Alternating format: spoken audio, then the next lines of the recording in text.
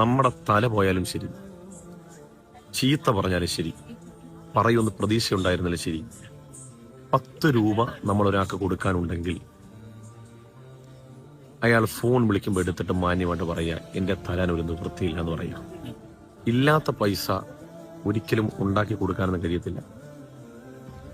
നമ്മളെ കൊന്നാലും പൈസ ഒന്നും കിട്ടൂല.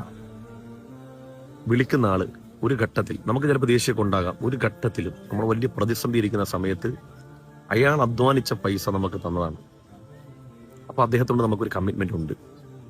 അപ്പൊ അതുകൊണ്ട് തന്നെ അവൻ എന്ത് പറഞ്ഞാലും നമ്മൾ കേൾക്കാൻ ബാധ്യസ്ഥനാണ്. വേണമെങ്കിൽ പറയാം, അങ്ങനൊന്നും പറയരുത്, ഞാൻ ഈ പൈസ തന്നു കഴിഞ്ഞാലും പറഞ്ഞൊന്നും തിരിച്ചെടുക്കാൻ പറ്റൂല, എന്തൊക്കെയായിരുന്നു പറഞ്ഞാലും ഫോൺ എടുക്കുക.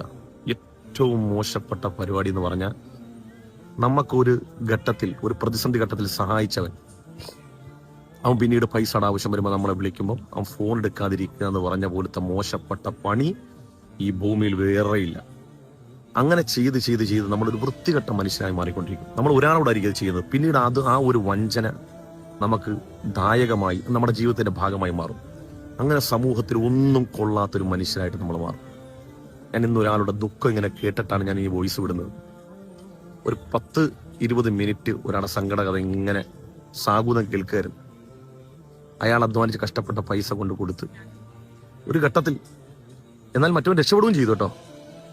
ആ പൈസ തിരിച്ചു ചോദിച്ചിട്ട് അവനിക്ക് ആലുവ മണപ്പുറത്ത് വെച്ച് കണ്ട പരിചയം പോലും ഇല്ല. എന്ത് മോശപ്പെട്ട സ്വഭാവമാണെന്നറിയാം. ഇതുകൊണ്ട് നമ്മളൊന്നും നേടത്തില്ല. നമ്മൾ ഉണ്ടാക്കിയ ഈ പൈസ കൊണ്ട് നമുക്കുണ്ടാക്കിയ ലാഭം മാത്രമല്ല, നമുക്ക് അടിസ്ഥാനപരമുണ്ടായിരുന്ന ക്യാപിറ്റൽ ഉണ്ടല്ലോ, നമ്മുടെ കുടുംബം, നമ്മുടെ വീട്, അതിന് അടിത്തറ വരെ മാന്തിപ്പോവും. അതുകൊണ്ട് മറ്റുള്ളവരെ പറ്റിച്ച് മതിച്ച് ഉണ്ടാക്കുന്നതിലൊന്നും നമുക്ക് ഒരു നേട്ടം ഉണ്ടാക്കാൻ കഴിയില്ല.